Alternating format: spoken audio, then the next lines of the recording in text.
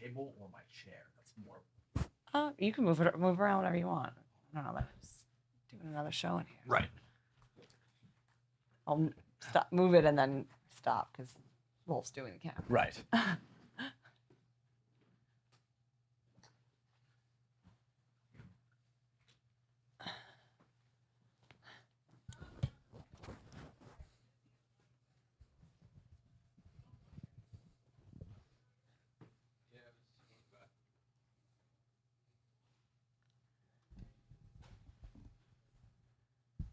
God, I really feel unprepared. It's fine. It'll be fine, but Yeah. All right. I'm leading off with POC, People of Canal. Just going to talk about the stretch. the stretch. Yeah.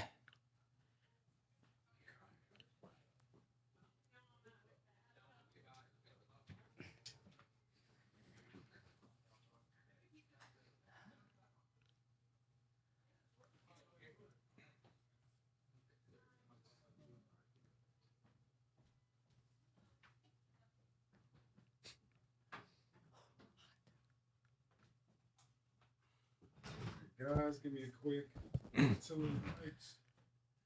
Check 1, 2. Mic check 1, 2. Like this.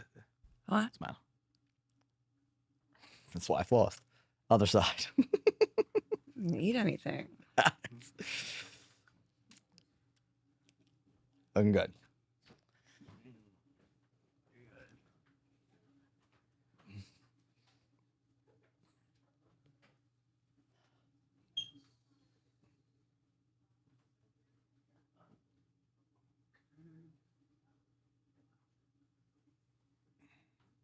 One trend of hair I here. don't know what to do with myself. It's fine.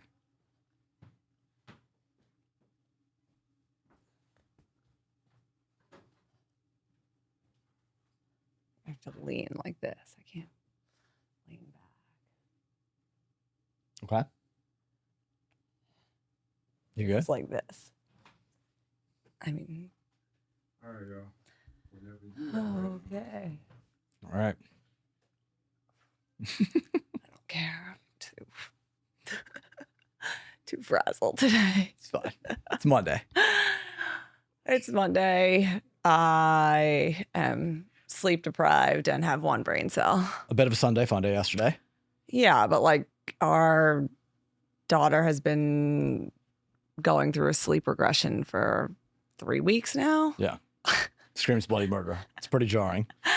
And keeps the whole household up. Yes. Harry's been sleeping on the floor in her room. On a futon. Rested in a futon. My 3-year-old has been sleeping in the bed with me, He crawls. kicking the shit out of me. Yep. And, you know, running a business and then coming to do a podcast, which is great. But I'm like, this is the least prepared we've been for one of our shows. I think not that we've ever really pre-produced anything, but this one's like, you know. I'll give you, and I'll give our listeners a sports analogy. Not a lot of Americans are huge soccer fans, but obviously a growing sport and growing in viewership, and obviously youth participation's through the roof and has been for years. That being said, soccer's a fluid game. You play 2 45-minute halves unless there's, of course, some kind of competition where you have overtime. But basically, a manager, as they're properly called, not a coach, selects his starting 11, whistle blows, the game begins, and you can install tactics all you want, but as Mike Tyson once. Yeah, but like that's like how we run our podcast. We like no, but they're like five professional people who practice all week long and then like okay, so we're a struggling soccer team, fighting to stay in the Premier League and not get relegated. a friend that was over yesterday asked like, "Oh, do you guys like practice your conversations?" I'm like, "We have no time. No, We don't talk to each other. We physically are in the same room a lot yes, of time during the week, but like having the opportunity to have an actual conversation is yes, pretty rare." Yeah, another sports reference. It's just communicating the team defense with our kids and who is in the room. If both of us need to be in the room, if one of us has to leave the room.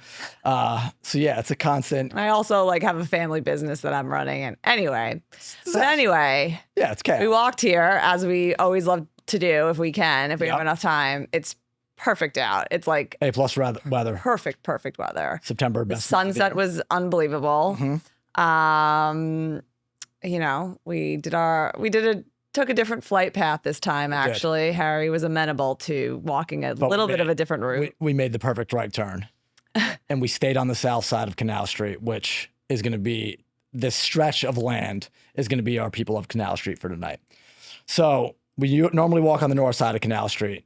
This is very much, if you know New York City, because the WTF Studios is, of course, on the north side of Canal, or now you know. But this time we stayed on the south side.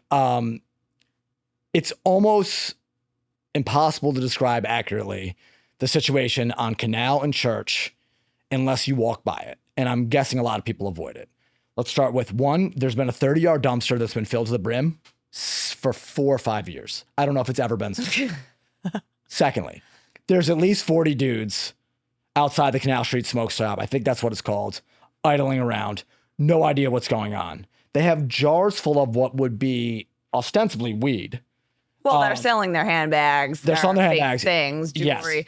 But today I never noticed the weed before. I don't know. I usually, because I'm not usually looking around, I'm just like trying to bolt through. The weed jar on the insanity. 6-foot table is a thing. It's a thing by Times Square. It's a thing by Washington Square Park. I've noticed in Times Square. I've seen it before. So, all right.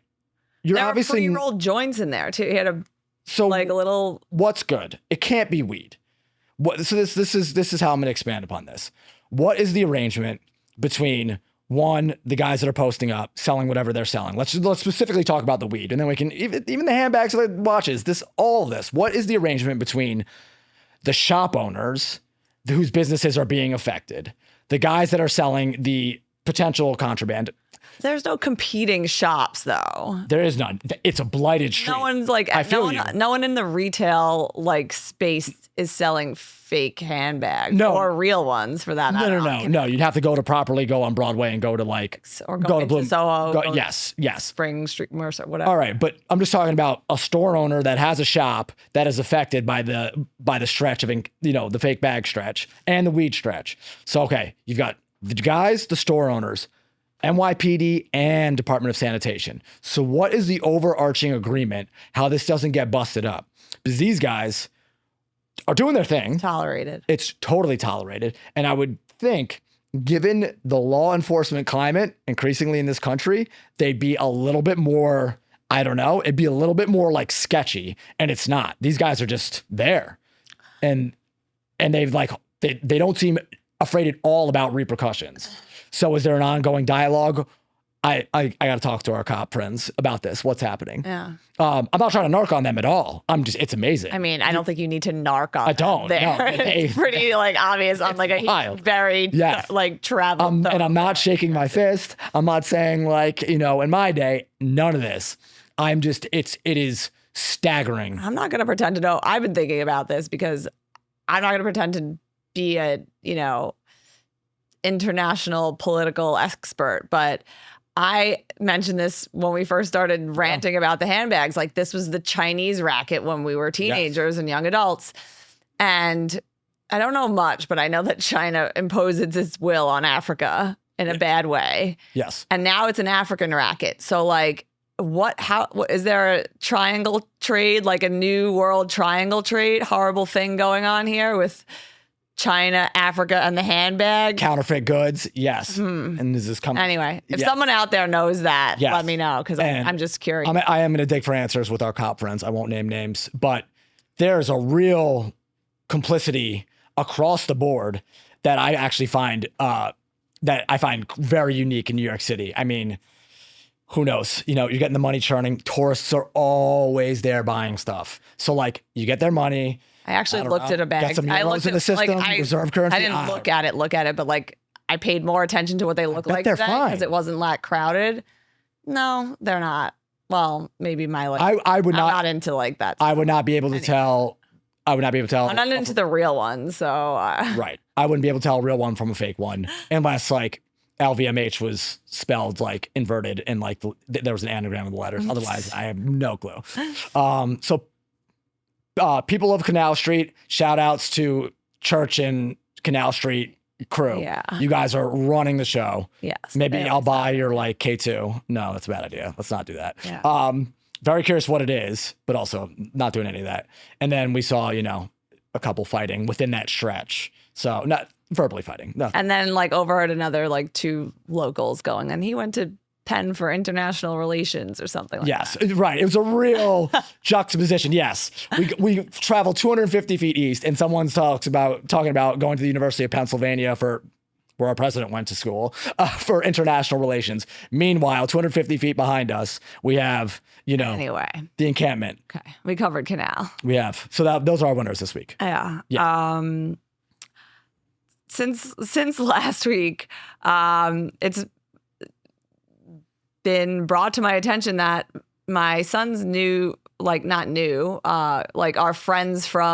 our parent friends from his school now know we have a podcast. Yes. So any pretense we might have had going on with our little preschool contingent is no more. Yes. Not that we had a pretense going on, but like this is assuming they're going to listen to this. I told them I would curse less. I don't want them to be scared of me. I can't make that promise. Okay. But I'll curse like 20. maybe try. Yeah. It's just that. I mean, I maybe should try at home. That's probably more important, where like our children can hear it versus like a podcast that like adults might or may not listen. May or may not listen. Yes. So that, and I've been doing some like quote unquote research on, what goes on after 10 p.m. since that's when I usually go to sleep. Last week after the recording, we went to Smith and Mills. It was beautiful out, and sat at the bar because that's what we love to do. And I was obviously chatting up the bartender, and I'm like, "What places are like?" I feel like when I lived here in Tribeca in my early 20s, like there were a lot of places open till 4 a.m. Like I lived on Reed Street. If anyone out there remembers, like Ward 3 was obviously like, an industry. Beloved industry bar, as well as like, a regular 4 a.m. spot. Do you remember Salzone? We never went, but Salzone was always popular. Yeah, there are still bars in Tribeca that are open till 4 a.m. Because I was like, oh, where'd all the industry people go? Whatever. Nancy's Whiskey Pub, which is great. Macau, which is obviously like young Sini, but that's been going strong for 20 years. Like employees only in Macau been going strong for 20 plus years. Yeah. Which is great. Then like there's stuff in the Roxy Hotel, which I forgot about. The last time I really went out in the Roxy Hotel was at that like Paul's, what is it called? Paul's, Whatever the I think. basement is. Yes. Basement Club. Bouncer wanted I was like $1,000 from me. 3 weeks postpartum with Nealon, my son, and like pretending that I didn't just have a kid, kind of like in that like denial phase that my life didn't really just change like crazy. And two of our closest friends came over to meet the baby and go out. We still had like a night nurse at the time. And I was like, all right, let's go. And we went out for dinner, drinking, obviously. And then I'm like, I want to go to this Paul's whatever club. Like I've heard about it, but I've never been inside, like been to the Roxy Bar a million times. This is when we lived right on White Street in Church. And we were out with another couple, and myself and the woman of the other couple got into the bar. Well, we all tried to go like walk in, and it was funny. This sort of relates to what I was ranting about last week about like members only. Like this is old school, right? Like the guy at the door, two blonde girls, you get in. Your husbands that are with you, you don't get in unless you pay $1,000. $1,000. So it was $1,000 ass. So Harry and the other guy like stayed out and smoked a cigar, and I went in and I just to see what it was like. Myself and like my girlfriend went in and had a drink. I was like, I don't get it, but cool, good for them. But again, I don't get like I was never like big into door people club scenes, even when I was going out regularly. But that was funny. I think that place is open pretty late. Yeah. So anyway, long story long, there are a lot of places still even in quietish Tribeca, which is like obviously a lot of families that still are open till 4 a.m., which is happy for me. It's great. But I think you really have to go to the East Village, Lower East Side. Yeah. And if you want that like wild energy, that real youthful insanity nightlife. I feel like the West Side, when we were in high school, first of all, teen nights were such a thing. tea nights were such a thing. Tea night. Yes. Oh my Sorry. God. I haven't thought about a tea night. Did you go to tea night? I didn't. My buddies I did. did. I didn't. I was such a, At like Limelight? I was like such a tightwad. Oh my God. Until I was Tea like, nights at Limelight? until end of junior year, I was a tightwad, and then it all came undone rapidly. But and I remember all these clubs. Oh my God. All these clubs had a real name for themselves. The Tunnel, Obviously. huge attachment to hip hop. Limelight, which is in like a decommissioned church, which has now been made into Now it's like a weird boutique retail. shops. Sad. You know, marquee bars. I'm gonna forget. Clubs I'm gonna forget about. But these clubs were so massive. Like there's stories. People were going on a Friday night and leave on a Sunday. Like total bacchanalia. And I feel like that's all been by and large cleaned up or like moved out to Bushwick, or like into Lower East Side. But the West Side of Manhattan, I think it lost all of that when, you know, meatpacking turned around. Oh, there's still. I know. There's still I'm spots dating in meatpacking. for sure. But like, I think that like you are the far West Side. We're in the middle of fucking nowhere where, you know, it was kind of this like. It's just the demographics of people who live here, I think. Yes. They built residential. You were no longer totally in the middle of nowhere. Yeah. And now the club scene, I think, is just completely. I'm just talking about like bars also that stay open till 4, like, you know, that 4 a.m. life. It was so prevalent before COVID, I think. Yes. And that just changed. And especially when I was in the liquor business, like friends of mine that worked till that 4 a.m. shift, so wild. Yeah. Like you do last call at 4 a.m., then you got to get everyone out of the bar. Then you got to clean. You got to do the money. You're like, you're locking up at 6 a.m. It's Easy. such a wild life. Do you need to have a 4 a.m. license? Yes. You do. Yeah. Okay. Yeah. And that's hard to get. I'm sure you have to go through community boards, the whole thing. Yeah, I'm sure yeah. it's very. I think there's, I don't know. I'm not going to speak on this because it's definitely a community board. And then I think there's probably like only a certain allotment that comes from, you know, the New York State Liquor Authority. Right. Right. But Yeah. I mean, it's by us, it would make sense. There's not a lot of 4 a.m. spots. But yeah. But there are a lot of restaurants, right? So that's why I was asking the bartender, like, what, or like a good, like, not a lot, but there are restaurants. So I was wondering, like, where the staff goes for their, like, after shift drinks. Yeah. On weekends, especially, because, like, I would say most spots on the weekends around here probably close at, like, 12 or 1. Yeah.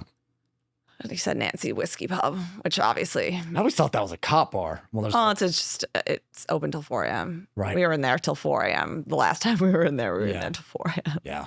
Again, a long time ago. Never a good scene. The 4 a.m. lights turn on and you look at everyone. Actually, yeah, I was pretty fine that night. But yeah, I'm just talking about myself usually. Yeah. Anyway. Yeah. So yeah, the parents in our class are aware of this. I'm guessing a lot of them don't have the bandwidth to listen to us rant for an hour. No. But I will say I've got, you know, my dictatorial power grab has got some positive reviews. So more on that later. But okay. Well, why don't you just go into it now? No. Okay, What's your fine. dictator? You want to talk about a dictator of New York? All right. Well, let's first talk about Adios, Eric Adams. Oh. I got, you know me, I'm in the Bridget bubble, but I think it's probably worth acknowledging. Was watching the Giants game today. Watching the Giants Or game yesterday or yeah, and on the bottom ticker of who had the Giants game yesterday? It was either Fox or CBS. I'm gonna forget. I am forgetting. It said breaking news in red. I'm like, great. This is, you know, we've all been conditioned like to think breaking news is something horrific. And it said Eric Adams will not seek re-election. Obviously, his poll numbers were in the dumps. I don't know if they ever were not in the dumps. But yeah, he is bowing out of the race.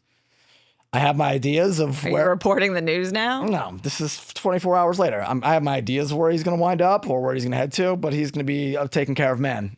So Eric Adams, 4 tumultuous years as our mayor. What did he say that one time? I'm was so ridiculous, that one interview. What about the A train? No. Well, first of all, he said shorty the on the A train? He was like doing some sort of like talk in I Rockaway. felt like he was talking to me. And he was like, yo, I had a shorty on the A train come out to Far Rockaway. I was Ridiculous. like, this is the mayor. What is he? And he said, would always say New York is the insert foreign city. Athens. No, when of he did America. that one interview when he was like, you could like make it here, you could have your own business and you could, you know, do anything you want, like entrepreneurially, like he didn't even say it that eloquently, or, you know, you could have a terrorist attack. Or you could have a terrorist on on any given day. So this is our this was the mayor of New what York you want to be saying. who somehow got elected. I mean, he had a lot of brand recognition. Let me not take that away from him. Tough time to be mayor. Even a competent person and a forthright and not crooked, obviously taking handouts person would have had a tough job during COVID and post-COVID. I'll say that for anyone. This city is probably ungovernable. The state is probably ungovernable. The country is probably ungovernable.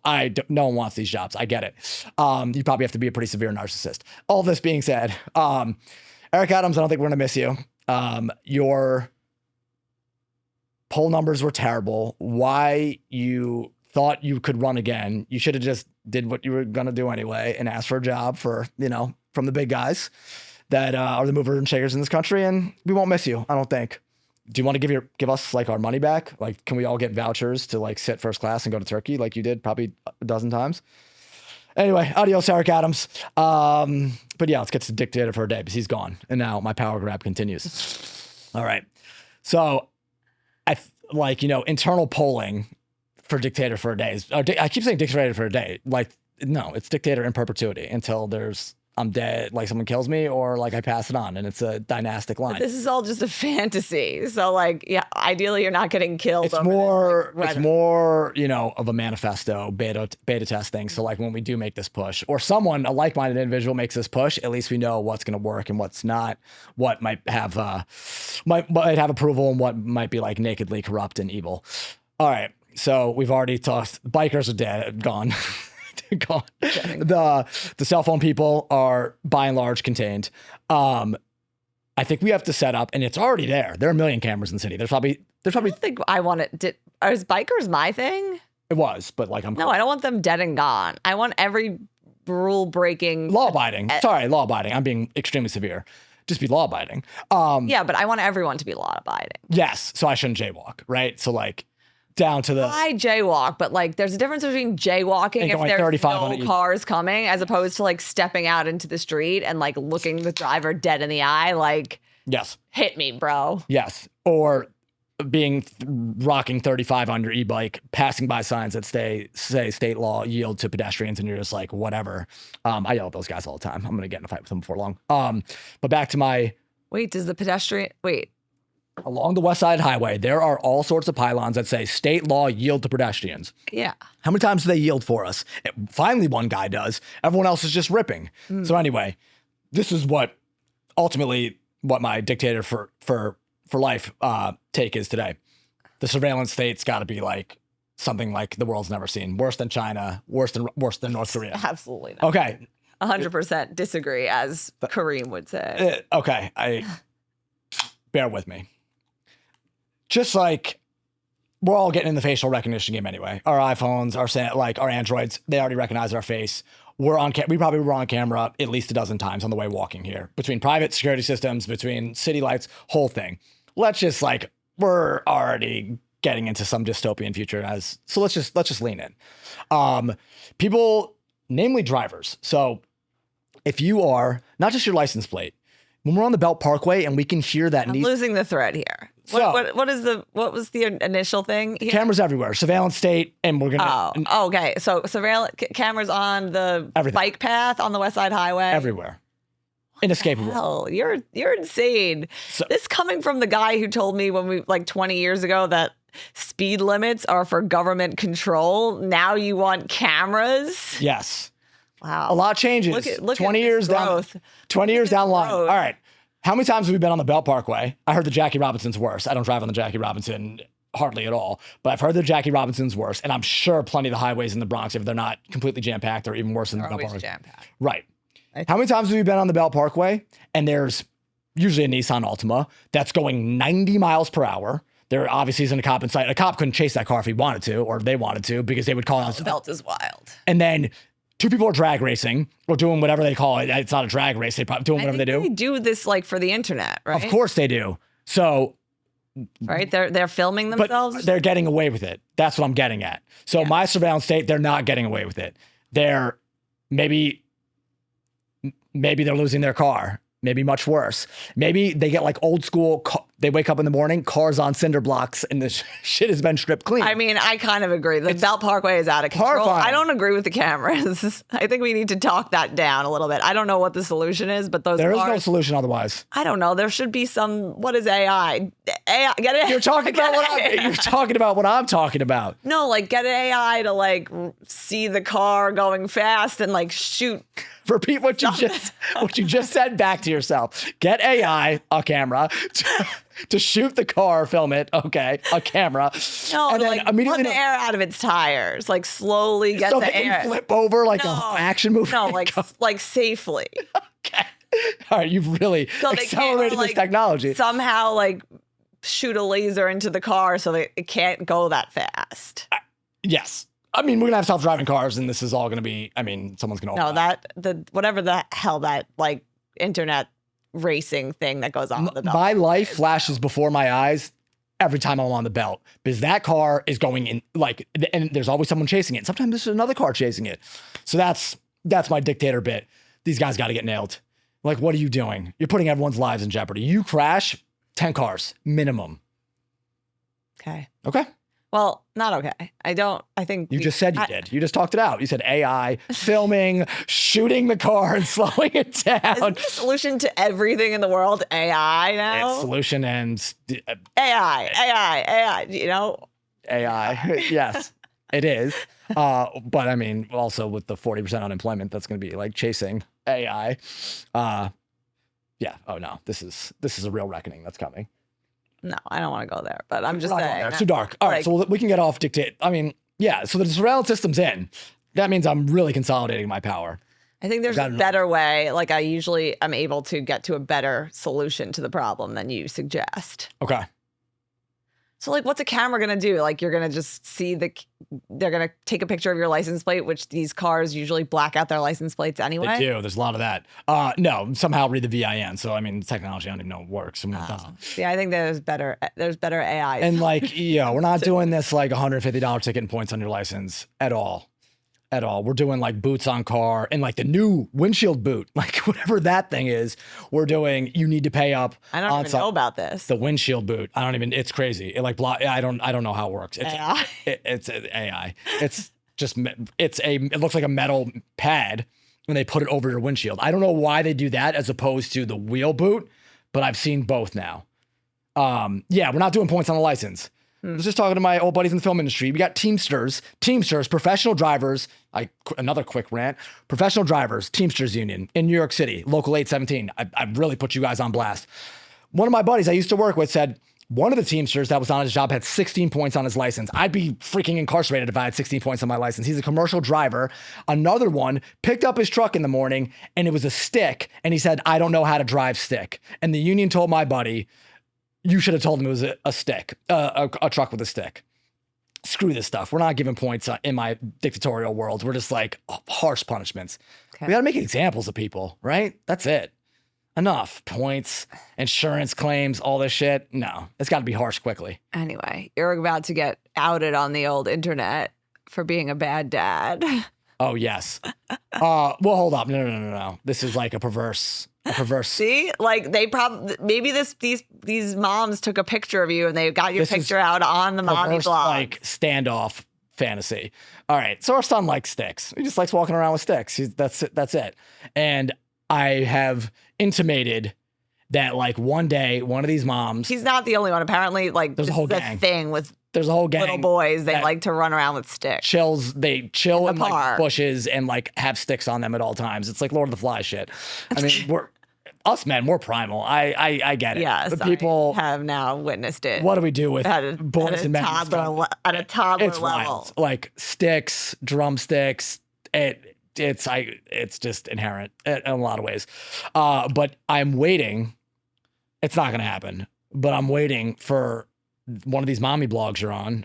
It is specifically a mommy blog, right? I'm not being. They're like collectives to be like groups, and people post anonymously, and people inform on other people's nannies a lot. They'll say like, "Mom, is this your nanny? Is this your nanny?" It's always like child wearing red was swimming in the Hudson River, and the nanny was on her iPhone the entire time. This was my child. I would want to know. Like, if this is my child, DM me privately. Okay, so I'm waiting for the day because they're like, if this was Guess Who, right? If this was Guess Who, like, and they were saying, No, we're not waiting for the day. An event happened in the park the other day where you felt like you were being judged for being a bad dad. And I joked with you that I'm going to receive like, an email thread from like my chats being like, is this your husband? yes, is this your husband? Son looks like this. Because like there were other boys that he was playing with that are not under your watch At that all. were like doing inappropriate things in terms of like whatever, just being reckless, I guess. Rowdy crew, yes. Rowdy, and like they were about to hurt themselves. They were hanging on trees.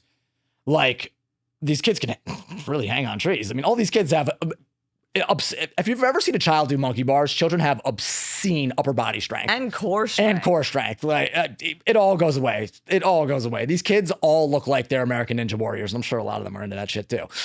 There's like parkour classes happening by us. Anyway, back to these kids. They're hanging from the tree. And like one of them was doing a one-handed hang. I'm like, dude, I'm impressed. I'm not gonna say your name, but like this is. And a mom, it was a mom, it wasn't a nanny. She's looking at me with her kids. My son is 3. I worry about all children, but I have to really worry about my kid. He's not a calm, tame individual. Good-natured, but pretty savage. He's the best. And he's into bigger kids. He wants to hang out with the big kids that can do cool shit and like do knucklehead shit like they did today, like knocking on the shed in the park and like running away. And these are 7 or 8-year-old kids. Anyway, he's old kid hanging from a tree. A mom looks at me and she's like, this tree's gonna snap. This tree's gonna snap. And I'm like, one, I'm not sure about that. What do you know about like the northeastern elm here? I think I can withstand this. I'm not sure this tree's gonna snap. This 85-pound kid is probably not gonna snap this branch. And also, it's not my job. It's not my job to enforce on other people's kids. I'm not gonna ever reprimand another kid unless like there's a fighting situation or something bad like that. So I'm waiting for the. Do you want to take a break? yeah, sorry. I just got a text from our babysitter. Yeah. Sorry, Wolf. It's okay. Yeah. You could have kept going. It's really distracting. It's fine.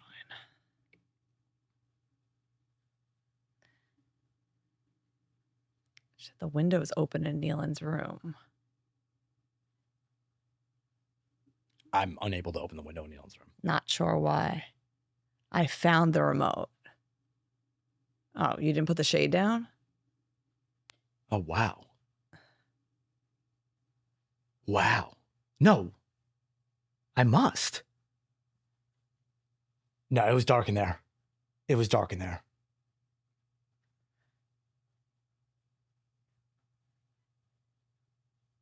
That's crazy. Maybe it got caught on something? Maybe.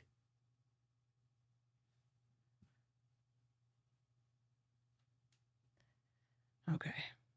Is it all good? Yeah. She found the remote. Yeah. Blinds closed. Okay, take 2. All right. So this older kid, really impressive strength. And I think he said his like grandfather was a gymnast in like some respects. Anyway, he was doing his thing, holding on a tree with one hand. There's 2 other kids there, including my own. My son's just enamored by this, feat of strength. A mom's looking at me, about to exit the park with her own children, and she's like, "They're gonna break the tree. They're gonna break the tree." And I might be the only adult with an eye shot. I'm also not the caretaker of these children, and I'm not stepping in. Like I tell the kids, this is probably pretty dangerous, but like that's as far as I'm gonna go. As long as you're not hitting my child and my child's not hitting yours, I'm not playing referee here, and I'm not playing morality police. That is the person's the caretaker's job, and it's not mine.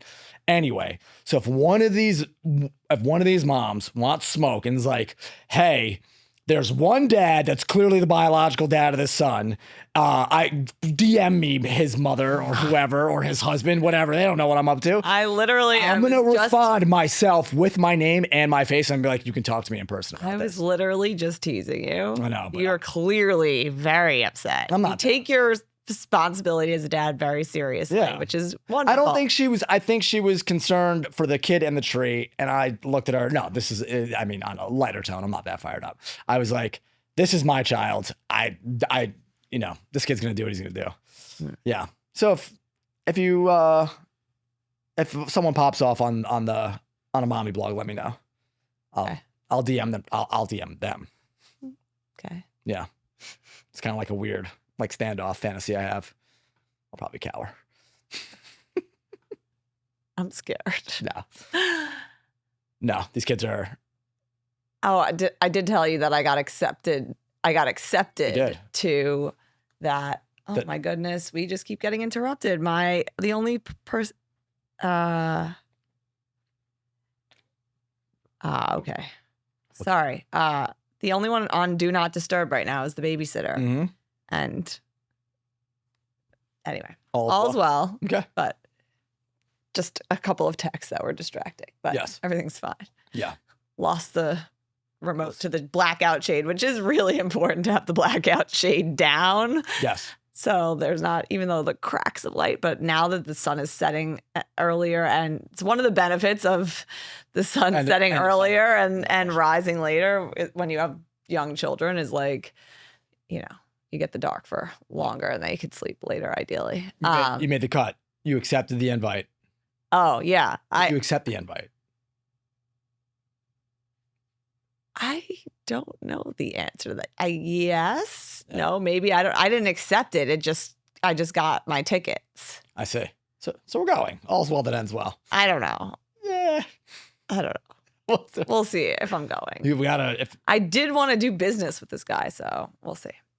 The soda wars and games are no joke. So I gotta keep hustling and collaborating with the right people. And if this is the right people, I don't know.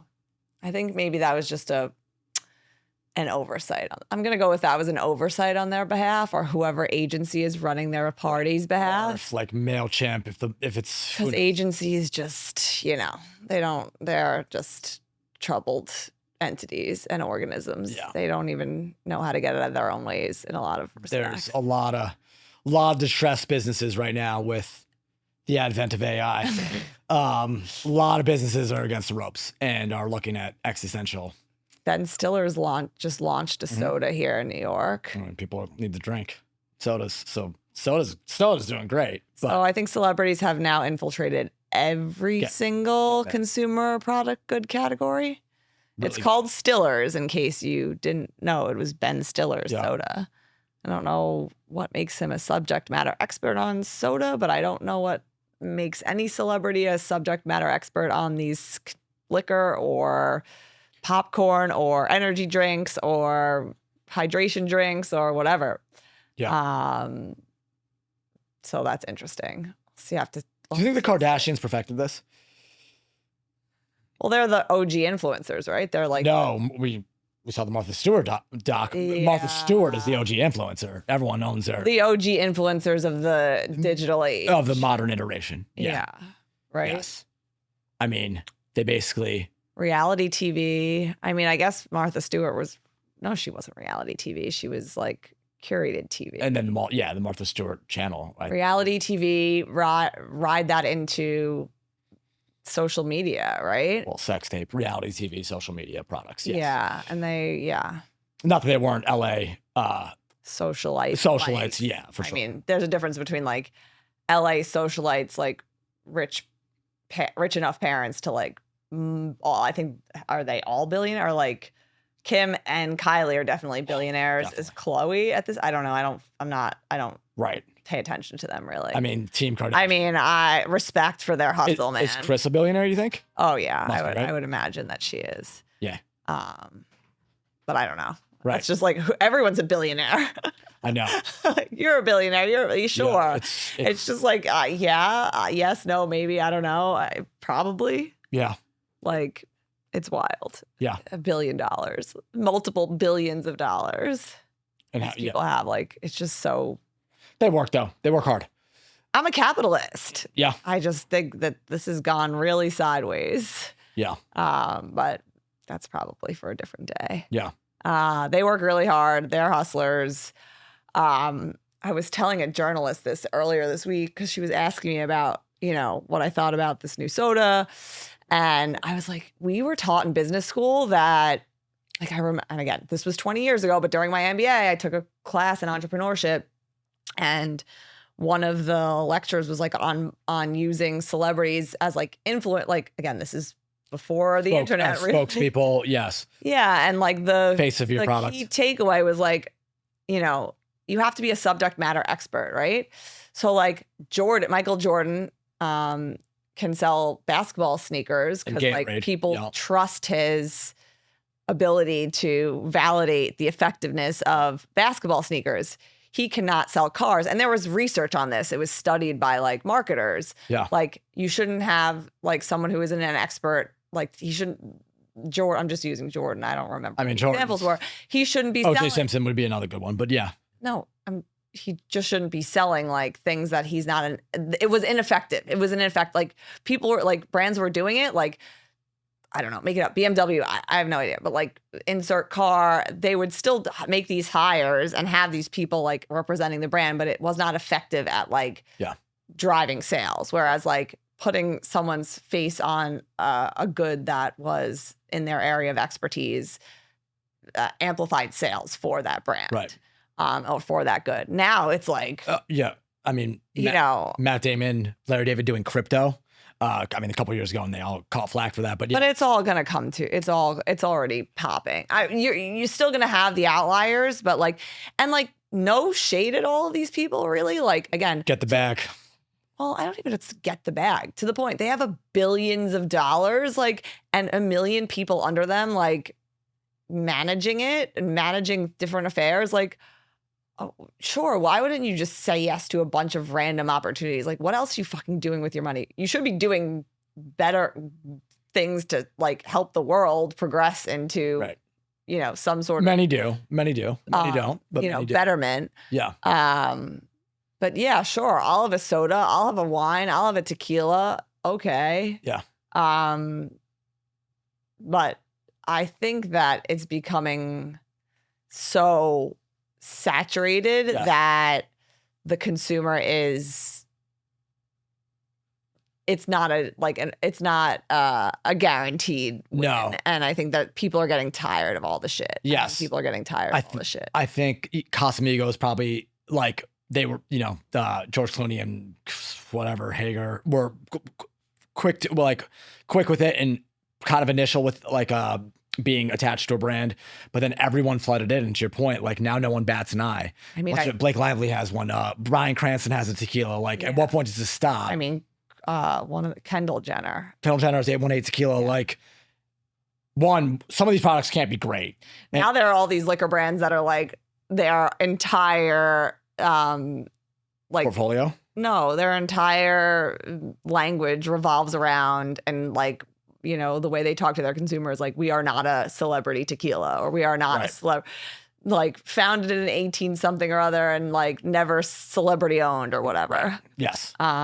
Which I think like was also powerful probably for the first brand that did that. And now like, you know, no one has an original thought ever, whether it be in consumables or on Wall Street. No one ever had an original thought when I worked when I walked up, it was just like a small group of guys like calling each other up, telling each other recycle information. That maybe one person somewhere had an original thought about something and then just circled it around like an inner crew. Yeah. Which I can't even imagine what that was like before Reg FD, which is what put a lot of regulations on like trading and insider information. But anyway, I digress. Yes. No, I just look at when you watch, I mean, the NFL is propping the whole thing up advertising wise. The whole house of cards is contingent on the NFL. Oh my God, every ad that's not like direct car or like car insurance or Modelo is like, here's Bradley Cooper in the Uber Eats like commercial. Here Matt Damon and I mean this is Super Bowl spots specifically, and Ben Affleck and J-Lo 3 years ago doing Dunkin' Donuts. And it's like there is a law of diminishing returns to all of this. Basically, but I think like if you're going to advertise and you have the eyeballs because you have a live sport, you're not by and large you can't like DVR pass it, or if you do whatever people do, but like you want to watch the NFL in real time, you want to watch college football in real time. That those ad bucks are there, and it's like. Get a celebrity. Yeah. We'll pay him $5 million. Well, I just saw Piece of Cake moving. If you live in New York, you've seen this. They have an awesome hot pink trucks, which is great. I love that move because I also love that color as I drink a hot pink watermelon Rockaway soda. Plug. Let's go. Got it. Yikes. That just Score. Wow. Effortless. That was Beautiful. so smooth. Spokeswoman. It's like always like sipping the Onis. Smooth. Yes. Anyway, I now see that Piece of Cake Moving Company is the official moving company of the New York Knicks. And there's a huge Knicks logo on the side of the Piece of Cake moving truck. Genius. And I'm like, cool. I love the Knicks. But like, yeah, it kind of did make me, not that we're moving anytime soon, but I'm like, maybe. You just advertise. You just plugged. Maybe I'm like, okay, the Knicks like Piece of Cake moving company. We can't use the previous moving company after that insane situation we had. Yeah, I can't talk about that. No. Stop trying to always bring up that story that is. It's a horror movie. It's a horror movie Just script. stop. Okay. Anyway. Well, It's annoying. Be careful who's moving in and out of your house. These people are horrifying. Some of them are great. Most of them almost all of them are great. We just got the one dude. Anyway, I'm not going there. Horrifying. Everything's branded. My point is everything's a collab. Some marketer that I follow who's really smart, was like good brand collabs when they work, they're so powerful, but now it's become such a thing that again, it's saturated. How does the deal between Piece of Cake Moving Company and the New York Knicks happen? They're just right? The official mover of the New York Knicks. What does that even mean? But and I haven't been to MSG in a while now. I was saying last week when I went to Barclays, every single thing was brand. I've never noticed that much. And I think this is because the woman who bought Barclays Center, the Tsai family. Joe Tsai owns that. Yeah. I forget. Anyway, she's at every game. I think she owns the Liberty and the Nets and the arena. Crazy. And has turned around, I forget what the numbers are, but she's really turned around the whole thing, the whole game there. Yeah. Pun intended. But a lot of it, I'd have to imagine, is all of this absurd marketing. My friend who I was at the game with said that one of the games she was at, she has season tickets, or she had a package for the Liberty. Yeah. So she went to a lot of games. She said that one of the nights she was there, Fenty, Rihanna's lip gloss, her beauty brand, they had lip gloss flying out of parachutes, like the Hunger Games and dropping in people's laps. People were going fucking insane. The people in the crowd were literally Hunger Games, killing each other for a free lip gloss. Also, Rihanna, if you're listening, we could use some new music. No, she's doing the mom thing. She's awesome. I know. With that whole, they're sorry, go back. Goals. I mean, they're also billionaires. She's a billionaire too. Savage times Fenty, or is it Fendi? Speaking of which, on one of the mommy blogs, she was having a coffee in one of the coffee shops in Tribeca, and someone on the mommy blog was like, celebrities, they're just like us. Rihanna's in blah blah blah coffee shop, having a coffee with her. I think she only had one baby at that time. Yes. I think Rihanna just wanted to have a cup of coffee, and I understand her to be the real one. Yeah. The anecdotal stories about Rihanna in public are legendary. I would talk about someone I would stand for just to hang out. Yeah. She's kept it real for a long time. But back to Barclays, they're dropping gifts, Hunger Games, everyone's fighting for the rocket, the shirt cannon thing. I know, it's crazy, people loving free shit. She also, I love free shit, it's great. I know, my friend Jess, who I went to the game with, was also saying that they were giving out free t-shirts and she's like, people were wearing them that night, and she's like, I'm triggered by this because the way people were about feral. Feral. That's the right they word. take it from a kid. They take it from a child. There's a clip of some woman at a Phillies game just stealing a ball from a child, some Karen with the perfect Karen haircut. People are crazy. Anyway, they've just from a advertising and marketing perspective, every square inch of everything. It makes sense. Again, all of these brands have a lot of money. There's this seems to come up organically Also, in all of my conversations. Women's sports, huge on the rise. Yeah, it's clearly a more affordable, sadly, but true. It's a more affordable bang for your buck, I would imagine, from an ad, from an ad buy perspective. But yeah, it's everything. There's just the marketing budgets of all of these brands, because there's just been so much money printed by the government. It's gone everywhere. Yeah. But you always had branded things at stadiums and arenas. But I know I missed looking at like clips from. I don't know. 80s Piece and of Cake 90s. Moving Company, official moving partner of the New York Knicks. I don't know. Maybe the Knicks move with Piece of Cake Moving Company? I wonder. Jalen, if you're out there, holler and let us know. No, if you're calling Piece of Cake Moving Company, though, you better be just moving to a bigger house in the tri-state area, not like I'm forcing a trade and I'm going to Houston. No, I think he's he's a committed to lifer. the Knicks. He better be a lifer. I hope so. Obviously, we all hope so. That's it. Like we only go as far as Jalen goes. Yeah. I gotta take a dig. You told me not to when we're doing prep work, but like, yeah. He did prep work. Sorry, we're having a conversation that like went nowhere, but I'm doing it. I'm doing it. I'm doing it. Oh. We got to go in on owners. James Dolan, I talked to you about moving MSG. All right, that's a whole way above like anyone's pay grade thing besides you and like the governor of New York and Port Authority and everything else. Anyway, that's movers and shakers stuff. John Mara. And Woody Johnson, John Mara, the owner of the Giants, and Woody Johnson, the owner of the Jets. You guys share MetLife Stadium in New Jersey, which is hilarious on a meta level. Yeah, Malik Neighbors, star wide receiver of the New York Giants, young man. The Jets are playing right freak now. Show. How horrible it Tore his ACL yesterday. I went through a list of people that have tore their ACL since they installed the turf core, real blah, blah, blah, blah at MetLife. We're talking about people that are, we're talking about star players top to bottom. I'd say what you want about Aaron Rodgers. He was over the hill when the Jets got him, but he was making 50 or 60 million a year, in his contract. So at what point, everyone knows this, like I looked at all the injuries, they're all the same. It's torn ACL, which nowadays is by and large is pretty recoverable. It used to be a death sentence, but torn Achilles, you are a different human being afterwards. My biggest fear in life, and I don't make any money doing anything, but get rid of this field turf immediately. Like the World Cup finals can be played in this state. This summer is going to be played at MetLife. I'm almost 100% certain.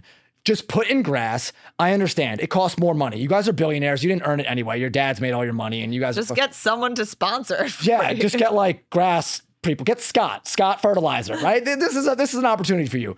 But at what point is losing your 50 and 60 million a year guys or your 23-year-old like second year player who's a freak who's going to like be part of any successful team going forward? At what point are we done with this fucking field turf? It's terrible. All the pros hate it. You guys don't give a shit because it only costs you probably $2 million a year to maintain as opposed to what would be an ongoing maintenance process with real grass. But like enough's enough. Losing Aaron Rodgers 3 years ago to 4 plays into the first game of the season. At what point do you guys have to ask yourself, I'm sure you're so detached from reality being a Woody Johnson or John Mara, but like your star players and other team star players are getting hurt in your stadium. Everyone knows MetLife's a joke.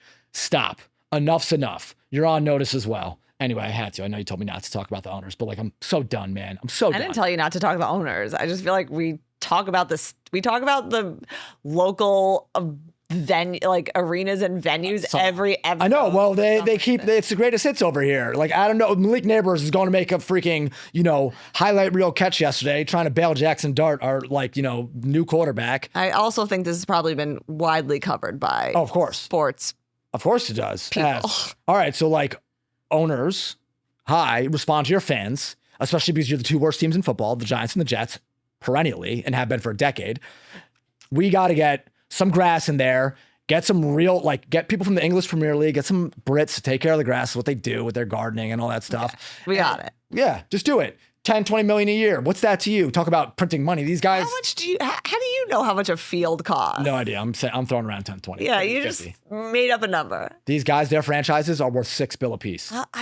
I'm sure they can afford some grass. I would. And the Koch brothers just bought some of the Giants too. You guys are good, man. You guys have so much money. Get some grass. Or just make it fucking cement because you guys are psychotic. I don't know. Sorry. Told you I wasn't going to do it, but I have to. Pissed. I'm just bored of talking about stadiums. Okay, let's move on. Good. Let's move on. We don't have to talk about stadiums ever again. Ever again? No, I'll have something to say next week. You always have something to say. I do. But these owners really got me pissed off. It's great when you have a great owner. It's like a benevolent God. You know what we saw I thought was cool? We saw a really old parking garage on Canal Street today. The proper address is 6 Worcester. Yep. That one is, it's dodgy though. They used to park It looks dodgy. It looked like vacant. Our trucks, our commercial trucks with $500,000 in camera equipment on the street. True story. On Worcester. True story. And yeah, it looks. Yeah, that's why they'd always get broken into. That's what they get broken into. Because we'd park them in a bonded lot, and then they would park them on Worcester Street to make an extra $100 a night. Everyone's got to hustle. They have a cool neon sign though. That Tremendous. and then it made me think about parking lots. Yeah. And New York City and your neurotic neuroses about. I talked to our boy today about a hybrid charger and about a plug-in vehicle. I did. You have let's unpack your childhood trauma about parking lots. I think it's more of adult. It's not just, okay. I think there are people in New York, there are jobs in New York that have serious gatekeeping abilities. Freight elevators, which you really never dealt with, and I had to all the time because of moving stuff in and out of offices that like was way too big to bring into the regular passenger elevator. Freight elevator operators and garage guys are maybe the most powerful people in New York outside of like the mayor and the cops. And all of the rich people that run the no, they're at, you want your Bentley? Yeah, you just pay the guy to have it on the, they have it on the ground floor of they have it ready, covered on the. But they've extorted you. You have given them a VIG.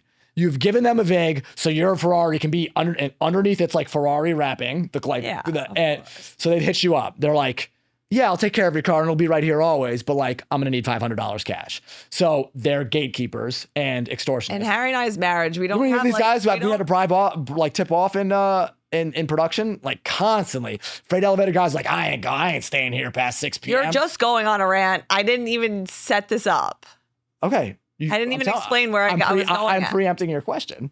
I'm giving you a preemptive answer. You're not. You're just flying off the handle. Because I'm triggered. I'm deeply triggered. How do you think I feel? And I'll like sit like a psychiatry patient. Yeah, I think you need it because like literally top 3 bickering arguments you and I have are about the freaking parking lot. What?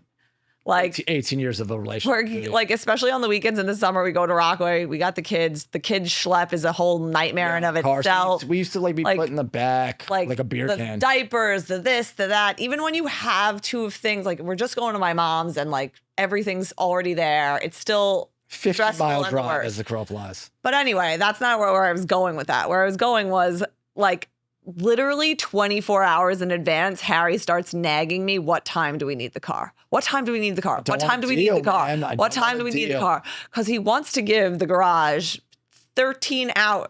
Now, I would give them 13 days heads up if I knew. You guys can all like figure out what ridiculous price it costs to park a car in New York City in Manhattan.